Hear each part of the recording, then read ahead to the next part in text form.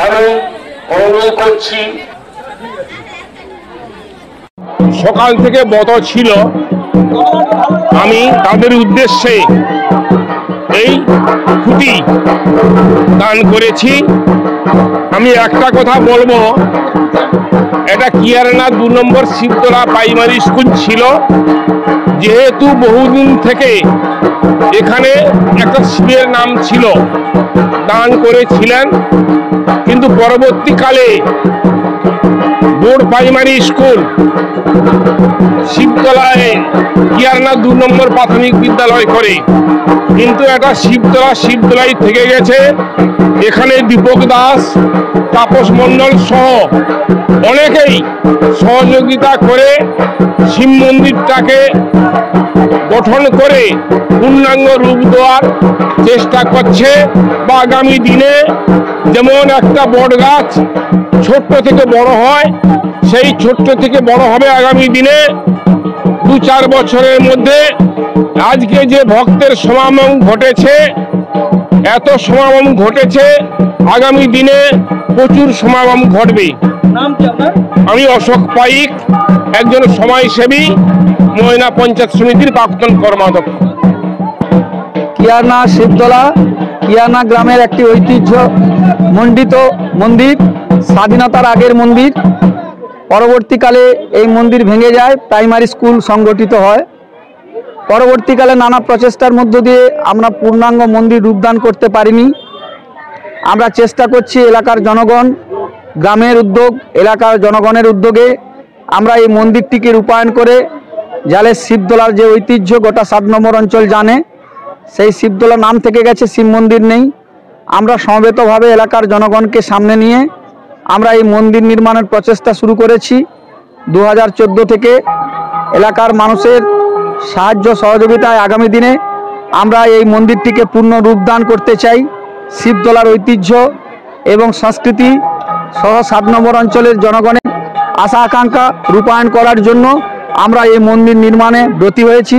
আজকের শিব চতুর্দশীর উদযাপন এলাকার জনগণ সমবেত হয়েছে। আমরা চাই এলাকার মানুষ তাদের সম্বল সহযোগিতা, যৎসামান্য সহযোগিতা করে এই মন্দিরটিকে রূপায়ণ করুক, কারণ এই মন্দিরের একটি দীর্ঘ ইতিহাস আছে। তাই আমরা চাই আগামী দিনে সবাইয়ের, সমস্ত ধরনের মানুষের সহযোগিতা নিয়ে আমরা এই মন্দির নির্মাণ করতে চাই। আমার নাম দীপক কুমার দাস, আমি এই এলাকার মন্দিরের সঙ্গে যুক্ত, মন্দিরের সেবায়িত বলতে পারেন। তো আমরা চাই এলাকার মানুষকে নিয়ে আমরা সেবা করতে চাই। প্রায় 100 বছর অতিক্রান্ত হতে চলেছে এই মন্দিরটি। পূজা অর্চনা আগে হতো, আমার বাবা দাদু এবং তাদের আমল থেকেই এটা সৃষ্টি। ভগ্ন অবস্থায় থাকতো, বয়োজ্যেষ্ঠরা ছোটোখাটো মন্দির তৈরি করে তারা পূজা অর্চনা করত। এখন বর্তমান আমাদের এই সমাজের শিক্ষিত সমাজ এবং আমার দীপকবাবু এবং রাজেন ভৌমিক সহ ছেলেরা উদ্যোগ করে সেই ভগ্ন মন্দিরটিকে অ্যাজবেস্টারের ছাউনি দিয়েছিল। বর্তমান সেইটিকে ভগ্ন করে প্রাকার মন্দিরের সংস্কার হয়ে তৈরি চলতিছে। অর্থ সংকটের মুখে আছে, এরা বিভিন্ন জায়গা থেকে দান সংগ্রহ করতেছে। যারা দিচ্ছে তাদের ধন্যবাদ জানাই। সেই মর্মে প্রতিষ্ঠিত হতে চলেছে আমাদের এই মন্দির। সবাইয়ের কাছে আবেদন, সবাই যেন কিঞ্চিৎ যে যেমন পারেন বাবার উদ্দেশ্যে দান করবেন। যথারীতি সেই দান আমরা সাদরে গ্রহণ করব। জয়দেব দাস, ডাকনাম তপ।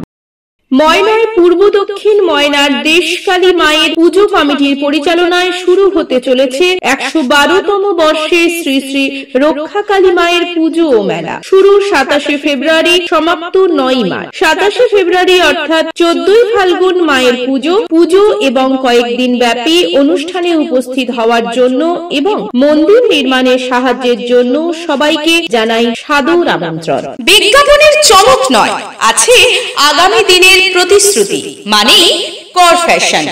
ছেলেদের যাবতীয় নিত্য নতুন পোশাকের বিপুল সম্ভার নিয়ে নবরূপে সজ্জিত কর ফ্যাশন।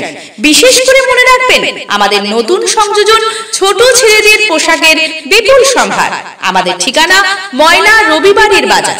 আমাদের আরেকটি শাখা বলাইপন্ডা বাজার, চৌরাস্তার দক্ষিণে, ময়না। মনের মতন পোশাক মানেই কর ফ্যাশন।